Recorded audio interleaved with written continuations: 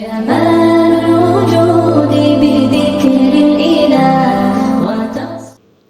اعوذ باللہ من الشیطان الرجیم بسم اللہ الرحمن الرحیم یا داؤد انا جعلناک خلیفۃ فی الارض فاحکم بین الناس بالحق ولا تتبع الہوی، کہ داؤد علیہ السلام کی حکومت کا عنوان اللہ نے خلافت کے نام سے بیان کیا۔ ہم نے آپ کو خلیفہ بنایا ہے۔ خلیفہ کس کا؟ پیغمبر سے نا، اللہ کی خلافت ہے۔ آپ نے حق کے مطابق فیصلے کرنے، خواہشات کے مطابق نہیں۔ حق کیا ہے؟ اس کی اللہ رب العزت نے قرآن پاک میں جو شریعت جسے کہتے ہیں نظام کو، اس کی تاریخ بیان کی ہے۔ ایک ہی رکوع میں 3 4 5 آیتوں میں، وہ ذرا ترتیب طلباء کرام ذہن میں رکھ لیں۔ اللہ رب العزت نے قانون، ضابطے اور شریعت کی کتاب پہلی کیا اتاری تھی؟ تورات۔ پہلے صحیفے آتے رہے، لیکن باضابطہ نظام پہلا جو آیا وہ کون ہے؟ تورات۔ اللہ رب العزت نے قرآن پاک میں بیان فرمایا، انا انزلنا التوراۃ فیہا ھدی ونور یحکم بہا النبیون۔ ہم نے تورات اتاری تھی، ہدایت بھی تھی، روشنی بھی تھی، قانون بھی تھا۔ انبیاء کرام اس کے مطابق فیصلے کیا کرتے تھے۔ یعنی تورات کا ایجنڈا کیا ہے؟ یحکم بہا النبیون۔ تورات نافذ رہی ہے، اور تورات کے نفاذ کے حوالے سے اللہ رب العزت نے 2 باتیں اور بھی فرمائی۔ ایک بات یہ فرمائی کہ یا اہل الکتاب لستم علی شیء حتی تقیموا التوراۃ والانجیل۔ اللہ کے ہاں تمہاری کوئی حیثیت نہیں ہے جب تک تورات نافذ نہیں کرو گے۔ تورات صرف پڑھنے کی نہیں، نافذ کرنے کی کتاب ہے۔ کہ تورات کا ایجنڈا کیا ہے؟ یحکم بہا النبیون، اور لستم علی شیء حتی تقیموا التوراۃ والانجیل، اور وما انزل الیکم من ربکم۔ تورات کو قائم کرو، انجیل کو نافذ کرو، اور جو بھی وحی انبیاء پر یہ نافذ کرو اس کو۔ اور تیسری بات اس حوالے سے یہ فرمائی اللہ رب العزت نے، وَلَوْ أَنَّهُمْ أَقَامُوا التَّوْرَاةَ وَالْإِنْجِيلَ وَمَا أُنزِلَ إِلَيْهِم مِّن رَّبِّهِمْ لَأَكَلُوا مِن فَوْقِهِمْ وَمِن تَحْتِ أَرْجُلِهِم۔ کہ شریعت کے نفاذ کی برکت کیا ہوتی ہے؟ لَوْ أَنَّهُمْ أَقَامُوا التَّوْرَاةَ وَالْإِنْجِيلَ وَمَا أُنزِلَ إِلَيْهِم مِّن رَّبِّهِمْ لَأَكَلُوا مِن فَوْقِهِمْ وَمِن تَحْتِ أَرْجُلِهِم۔ اگر تم اللہ کی شریعت کو نافذ کر لو، نظام قائم کر لو، آسمان بھی برکتیں نازل کرے گا، زمین بھی برکتیں اگلے گی۔ ایک اور آیت بھی اللہ پاک نے یوں فرمایا، لَوْ أَنَّ أَهْلَ الْقُرَىٰ آمَنُوا وَاتَّقَوْا لَفَتَحْنَا عَلَيْهِم بَرَكَاتٍ مِّنَ السَّمَاءِ وَالْأَرْضِ وَلَٰكِن كَذَّبُوا فَأَخَذْنَاهُم بِمَا كَانُوا يَكْسِبُونَ۔ اگر یہ عمومی طور پر سب کے لیے بیان کیا، اگر کسی بستی والے اللہ کے اتارے ہوئے احکام کو نافذ کر لیں تو آسمان بھی برکتیں برسائے گا، زمین بھی برکتیں اگلے گی۔ یہ برکات بیان کی ہیں۔ تورات کے بعد زبور آئی ہے۔ زبور کے حوالے سے پہلے بات کر چکا ہوں کہ زبور کس پہ نازل ہوئی تھی؟ داؤد علیہ السلام پر۔ تو داؤد کو علیہ السلام کو زبور دیے، کیا کہا؟ فاحکم بین، یہ حکم کی کتاب ہے۔ پھر انجیل آئی۔ بنی اسرائیل میں تیسری کتاب کون سی آئی تھی؟ انجیل۔ اس کے بارے میں بھی قرآن پاک نے کیا کہا؟ وَلْيَحْكُمْ أَهْلُ الْإِنجِيلِ بِمَا أَنزَلَ اللَّهُ فِيهِ۔ مطلب حکم چلاؤ بھائی، قانون نافذ کرو۔ یہ تینوں ذکر کر کے پھر اللہ پاک نے قرآن پاک کا ذکر کیا، أَنزَلْنَا إِلَيْكَ الْكِتَابَ بِالْحَقِّ مُصَدِّقًا لِمَا بَيْنَ يَدَيْهِ مِنَ الْكِتَابِ وَمُهَيْمِنًا عَلَيْهِ۔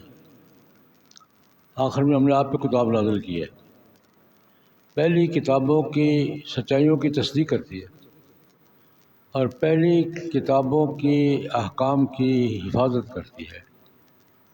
رد و بدل بھی ہے، لیکن مجموعی طور پر قرآن پاک پہلی کتابوں کا کیا ہے؟ دو اللہ پاک نے بیان، مصدق اور مہیمن۔ قرآن پاک نے پہلے احکام رد و بدل کیا ہے، لیکن مجموعی طور پر قرآن پاک کی پوزیشن کیا ہے؟ مصدقا لما بین یدیہ من الکتاب و مہیمنا علیہ، کہ پہلی کتابوں کی تصدیق بھی کرتا ہے، اس کے احکام کی، شریعت کی، اور محافظ بھی ہے۔ اس کے بعد فاحکم بینہم بما انزل اللہ، قرآن پاک کا ایجنڈا بھی کیا ہے؟ فاحکم بینہم بما انزل اللہ ولا تتبع اہواءہم۔ تو آسمانی تعلیمات کا بنیادی ایجنڈا کیا ہے؟ فاحکم بینہم۔ تورات کا بھی یہی تھا، زبور کا بھی یہی تھا، انجیل کا بھی یہی تھا، قرآن پاک کا بھی یہی ہے۔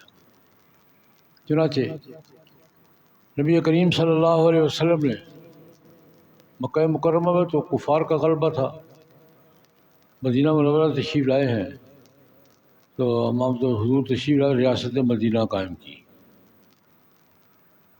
یہ کیسے قائم ہو؟ تاریخ کا ایک بڑا سوال ہے کہ جو ہجرت کر کے آئے تھے، چھپتے چھپاتے آئے تھے، بچتے بچاتے آئے تھے، چند سو تھے، حکومت کیسے قائم ہو گئی؟ تاریخ کا ایک بڑا دلچسپ سوال ہے کہ مکے سے آئے تھے، ہجرت کر کے آئے تھے، چند سو آدمی تھے، بچتے بچاتے، چھپتے چھپاتے، غاروں میں راتیں گزارتے ہوئے آئے تھے، آتے آتے حکومت کیسے بن گئی؟ یہ سوال ذہن میں آیا، کیسے بنی ہے؟ قبضہ کیا تھا، لڑائی لڑی تھی؟ اس کے پیچھے اگر آپ طلباء اکرام سے عرض کر رہا ہوں، ذرا 2 سال کی محنت پہ توجہ دینا۔ 2 سال پہلے مدینہ منورہ سے، یثرب سے کچھ نمائندے مکے گئے تھے، بیعت عقبہ اولیٰ ہوئی تھی، کچھ معاہدہ ہوتا، یہ کہ آپ کرنا ہے، یہ کرنا ہے، یہ کرنا ہے، میں پھر آؤں گا، یہ کام کر لو پھر میں آؤں گا۔ پھر دوسرے سال کا بھی تھی، بیعت عقبہ ثانیہ ہوئی تھی، اس میں حضور نے 12 نمائندے مقرر کیے تھے، اس ایسے نقیباً، اور انہوں نے جا کے ان سے بھی تم یہ کام کر لو گے تو میں آؤں گا۔ وہ کام کیا تھا؟ Ground work. اوس اور خزرج کے سرداروں نے اور ان نقباء نے 2 سال محنت کی تھی، وہاں ارد گرد کے ماحول کو تیار کیا تھا، حتیٰ کہ یہودیوں کو بھی تیار کیا تھا کہ آخری پیغمبر آنے والے، حکومت ان کی ہوگی۔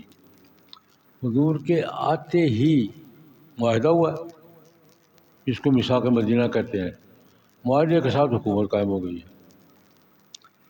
یہ ویسے قائم ہوئی تھی، اس پیچھے کوئی ورک تھا؟ یہ نقبا نے کیا کیا تھا؟ آتے ہی معاہدہ بھی ہو گیا اور معاہدے کے ساتھ حکومت بھی بن گئی۔ اور حکومت کس کس پہ بنی ہے؟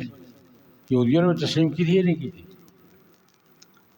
اور اوس اور خزرج نے تو کی ہی تھی، باقی لوگوں نے بھی، قوموں نے بھی تسلیم کر لی تھی۔ یہ 2 سال کے گراؤنڈ ورک کے نتیجے میں جو معاہدہ ہوا تھا، آپس میں طے ہوا تھا، انڈرسٹینڈنگ کہہ لیں آپ ہوئی تھی، اس کے نتیجے میں حکومت قائم ہوئی۔ اچھا، بات بہت لمبی نہ ہو جائے اس لیے ایک آدھ بات یاد کروں گا۔ اس پر ایک واقعہ عرض کرتا ہوں کہ کیا اس کا بیک گراؤنڈ کیا ہے۔ بخاری کی روایت ہے، بڑی دلچسپ روایت ہے کہ نبی کریم صلی اللہ علیہ وسلم نے تشریف لایا تو حکومت قائم ہو گئی، سب نے تسلیم کر لی۔ 10 سال حضور نے حکومت کی ہے، اور یہودی بھی حضور کے پاس مقدمے لاتے تھے، دوسرے بھی لاتے تھے، فیصلے حضور کرتے تھے۔ ایک دلچسپ سا واقعہ عرض کرتا ہوں، پھر باقی پھر صحیح انشاءاللہ۔ عبداللہ بن ابی کا نام سنا ہوا ہے؟ اس نے بھی کلمہ نہیں پڑھا تھا، پڑھ کے بھی نہیں پڑھا تھا، لیکن ابھی تک پڑھا بھی نہیں تھا۔ اس نے کلمہ پڑھنے کے بعد بھی نہیں پڑھا تھا، لیکن ابھی پڑھا بھی نہیں تھا، اس دور کی بات ہے۔ جناب نبی کریم صلی اللہ علیہ وسلم بنو خزرج کے سردار سے سعد بن عبادہ رضی اللہ تعالیٰ عنہ بیمار تھے، ان کی بیمار پرسی کے لیے تشریف لے گئے، خچر پر سوار تھے، پہاڑی علاقہ تھا جانا تو اوپر، راستے میں ایک مجلس بیٹھی ہوئی تھی، مجلس سے پاس سے گزرے تو حضور کا معمول تھا، وہ موقع ضائع نہیں جانا تھا، وہ جہاں موقع ملا بزرگوں دوستوں کر دیتے تھے.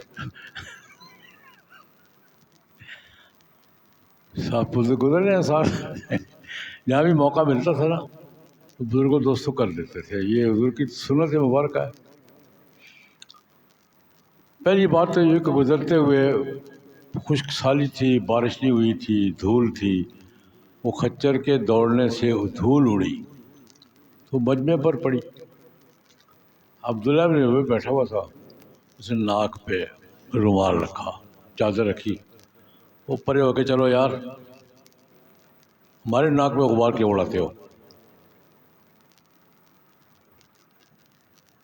حضور یہ پرے ہو کے چلو، ناک پہ نفرت سے رومال رکھا، ہمارے ناک میں غبار کیوں ڈالتے ہو؟ پرے ہو کے چلو.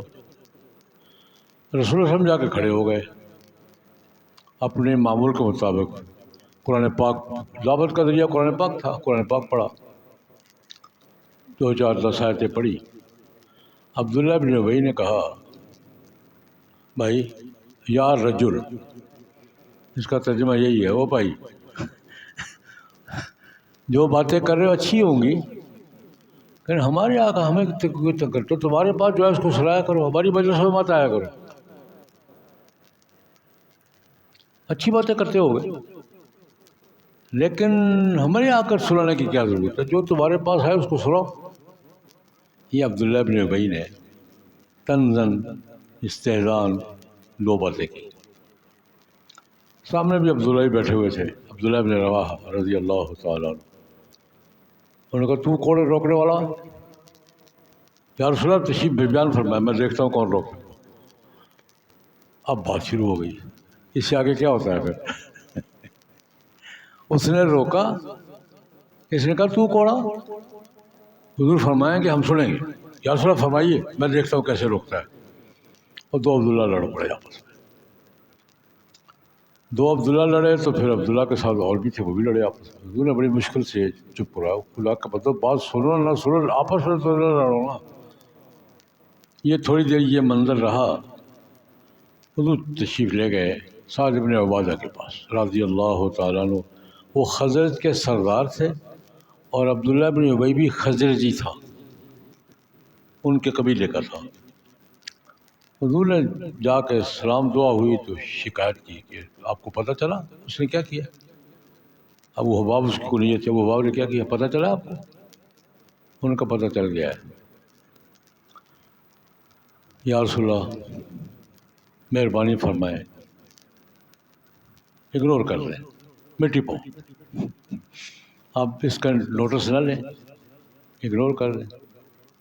اس کی وجہ کیا ہے وہ بیعت کرنا چاہتا ہوں. سعد بن عبادہ نے کہا کہ یا رسول اللہ یہ جو حرکتیں کی ہے اس نے، اس کے پیچھے کیا ہے؟ یا رسول اللہ آپ کی تشریف آوری سے پہلے اہل هذه البحیرہ، بحیرہ سمندری پٹی، ساحلی پٹی، اس پٹی کے لوگوں نے آپس میں ایک ریاست قائم کرنے کا فیصلہ کر لیا تھا، حکومت بنانے کا فیصلہ کر لیا تھا، اتفاق ہو گیا تھا. عبداللہ بن ابی کو اپنا حاکم منتخب کر لیا تھا اور تیاری میں تھے کہ یہ توجہ نہ ہو یا آصبو نہ ہو، اس کو تاج پوشی کا یا دستار بندی کا پروگرام بن رہا تھا. آپ آ گئے. اب کیا ہوا؟ اہل هذه البحیرہ، اس سمندری پٹی کے لوگوں نے ایک ریاست قائم کرنے کا فیصلہ کر لیا تھا، حکومت بنانے کا فیصلہ کر لیا تھا، انتخاب بھی کر لیا تھا کہ اس حکومت کا حکمران کون ہوگا؟ عبداللہ بن ابی. صرف تاج پوشی باقی تھی. آج کی زبان میں انتخاب ہو گیا تھا، حلف اٹھانا تھا. آپ آ گئے، اس کی حکومت گئی، غصہ نکال رہا. یہ حضرت صاحب یہ غصہ نکال رہا ہے اور میں یہ 7 جملہ ملایا کرتا ہوں، پھر ساری زندگی غصہ ہی نکالتا رہا، ساری زندگی غصہ ہی نکالتا رہا. کہ کہاں کا غصہ نہیں نکالا اس نے. یہ آپ قرآن پاک بھرا پڑا ہے.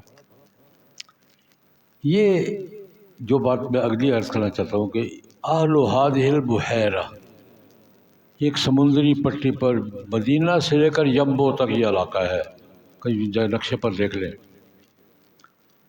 یہ تو حضور کی تشریف آوری سے ہو گئی تھی، 10 سال رہے ہیں نا۔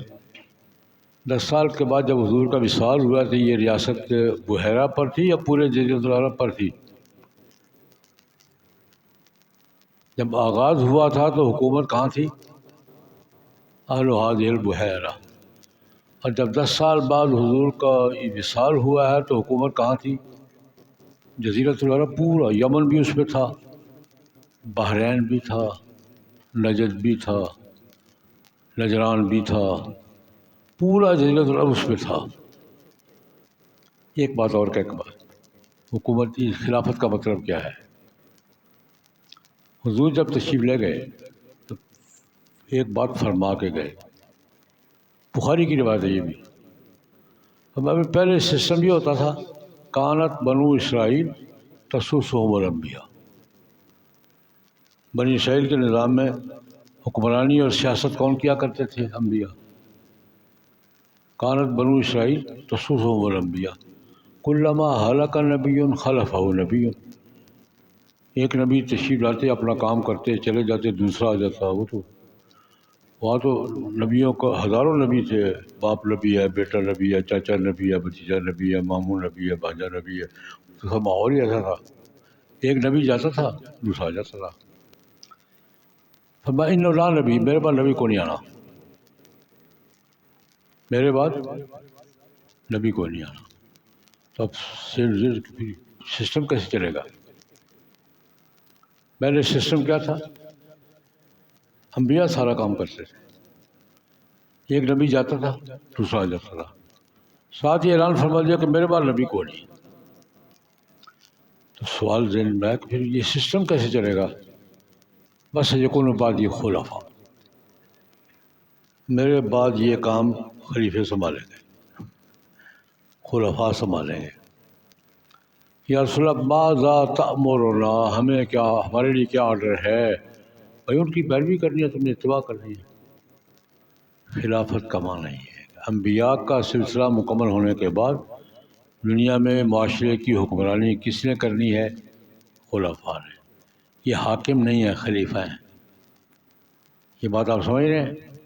حکمران نہیں ہے، کیا ہے؟ خلیفہ ہیں۔ پہلے خلیفہ کون بنے ہیں؟ رسول اللہ علیہ وسلم کے بعد پہلا خلیفہ کون بنے ہیں؟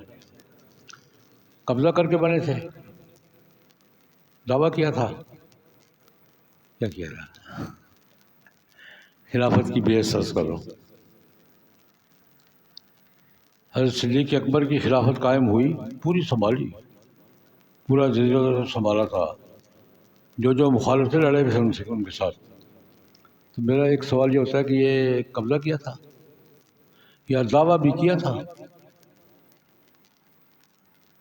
3 مجلسیں ہوئی ہیں جن میں بحث مباحثہ ہوا ہے، ثقیفہ بنی ساعدہ کی ہوئی ہے، پھر اس دن زور کے بعد مسجد نبی میں ہوئی ہے، 3 دن کے بعد حضرت علی کے مطالبے پر دوبارہ مجلس ہوئی تھی۔ ان 3 مجلسوں کے نتیجے میں حضرت صدیق اکبر خلیفہ منتخب ہوئے۔ تو فقہا نے بھی لکھا ہے کہ خلافت کے انعقاد کی سب سے پہلی اور سب سے بڑی صورت امت کا اجتماعی اعتماد ہے۔ یہ تو خلیفہ کیسے منتخب ہوگا؟ جس کو امت منتخب کرے گی۔ پھر حضرت صدیق اکبر نے جو پہلی بات کہی نا، کھڑے ہوتے امرت علیکم ولست بخیرکم، میں علماء کرام اور طلباء کرام سے عرض کیا کرتا ہوں کہ خلافت کو سمجھنے کے لیے حضرت صدیق اکبر نے جو پہلا خطبہ ارشاد فرمایا تھا موجود ہے، بخاری میں موجود ہے۔ حضرت عمر خلیفہ بنے سے تو پہلا خطبہ ارشاد فرمایا تھا، وہ موجود ہے۔ حضرت عمر نے شہادت سے پہلے آخری خطبہ ارشاد فرمایا تھا، موجود ہے سارا۔ یہ 3 خطبے پڑھ لیں، آپ کو خلافت سمجھ میں آ جائے گی۔ لیکن ایک جملہ یہاں کہوں گا، فرمایا صدیق اکبر نے امرت علیکم ولست بخیرکم، یا میں تم میں سے اچھا نہیں ہوں، بہتر نہیں ہوں، خلیفہ بنا دیا گیا ہوں۔ ان سے بہتر کون تھا؟ میں تم سے وعدہ کرتا ہوں، اقودکم بکتاب اللہ و سنت نبی، میں اپنی مرضی نہیں کروں گا، بادشاہ نہیں ہوں، قرآن پاک اور سنت کے مطابق لے کے چلوں گا۔ اقودکم بکتاب اللہ و سنت نبی، میں تمہیں چلاؤں گا کس پر؟ کتاب اللہ پر اور سنت رسول پر۔ دوسرا جملہ یہ فرمایا ان استقمت فاعینونی، دوسرا جملہ یہ فرمایا کہ اگر میں کتاب اللہ اور سنت کے مطابق چلوں تو تم پر میری اطاعت واجب ہے، اور اگر ہٹ جاؤں تو نہیں ہے۔ کیا مطلب اس کا؟ سیاسی زبان میں ریاست اور خلافت کے درمیان کمٹمنٹ کی بنیاد بھی قرآن و سنت ہے۔ اور تیسرا جملہ یہ فرمایا ان استقمت فاعینونی وان زغت فقومونی، اگر سیدھا سیدھا چلوں نا تو میرا ساتھ دینا ہے، ٹیڑھا چلوں تو کیا کرنا ہے؟ مجھے سیدھا کر دینا ہے۔ ان زغت فقومونی، یہ عوام کا حق احتساب ہے، یہ عوام کا حق احتساب ہے کہ تم مجھے پوچھ سکتے ہو بھائی یہ کیا کیا، کیوں کیا، مجھے بتانا نہیں، سیدھا کرنا ہے۔ اور اس پہ حضرت عمر نے ایک اضافہ کیا تھا، انہوں نے بھی یہی بات کہی تھی جب خلیفہ بنے ہیں نا، میں کتاب اللہ کے مطابق چلوں گا، سنت رسول کے مطابق وعدہ کرتا ہوں، اور اپنے پیش رو کے فیصلوں کا احترام کروں گا، یعنی 0 پوائنٹ پہ نہیں جاؤں گا، آگے چلوں گا جو وہ فیصلے کر چکے۔ اور پھر فرمایا جمعہ کے خطبے میں فرما رہے ہیں اگر میں سیدھا سیدھا چلا میرا ساتھ دو، ٹھیک، اگر میں ٹیڑھا چلنے لگا تو تم کیا کرو گے؟ سوال کر دیا، اگر میں ٹیڑھا چلا تو کیا کرو گے؟ کیا کرو گے کہا، کیا کر لو گے نہیں کہا۔ بابا سمجھ آئیے، اگر میں ٹیڑھا سیدھا چلا تو میرا ساتھ دو گے، اطاعت فرض ہے تم پر، ٹیڑھا چلا تو کیا کہا، کیا کرو گے؟ کیا کر لو گے نہیں کہا، کیا کرو گے؟ ایک دیہاتی کھڑا ہوا عربی، اس نے تلوار میان سے نکالی، یوں کھینچی، لہرائی، یا ابن الخطاب، او خطاب کے بیٹے، اگر تم قرآن و سنت کے مطابق چلے آمنا، ٹیڑھے چلے اس تلوار کے ساتھ تمہیں سیدھا کریں گے۔ بخاری میں ہے یار، میں کسی کا تاریخ کی کتاب ہے، اس تلوار کے ساتھ تمہیں سیدھا کریں گے۔ اس کے بعد میرے اپنے تبصرے ہوتے ہیں، اس آدمی کو تلاش کرنے کے لیے سپریم کورٹ میں ریٹ نہیں کرنی پڑی تھی، بندہ کتنے گیا، وہیں کھڑا رہا، جو یہ کہہ رہا ہے کہ اگر تم ٹیڑھے چلے تو تلوار کے ساتھ تمہیں سیدھا کریں گے، وہیں کھڑا رہا۔ حضرت عمر نے اس کو کوئی جواب نہیں دیا، آسمان کی طرف دیکھا، یا اللہ تیرا شکر ہے کہ میری رعیت میں ایسے بندے موجود ہیں جو مجھے بھی سیدھا کرنے کا حوصلہ رکھتے ہیں۔ یہ 2-3 باتیں میں نے عرض کی ہیں، کوئی بات سمجھ میں آئی ہے؟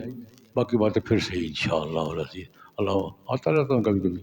اللہم صلی علی سیدنا محمد النبی الامی وآلہ وصحبہ وبارک۔ نستغفرک ربنا من کل ذنب ونتوب، نستغفرک ربنا من کل ذنب ونتوب، صلی اللہ تعالی علی خیر۔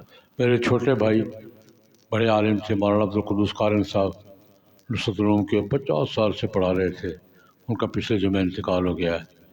بڑے عالم تھے، بزرگ، ساری زندگی پڑھنے پڑھانے میں گزاری ہے، اللہ پاک ان کی مغفرت فرمائے، اللہ پاک ان کے درجات جنت میں بلند سے فرمائے، اور ان کے خاندان کو صبر و حوصلہ نصیب فرمائے۔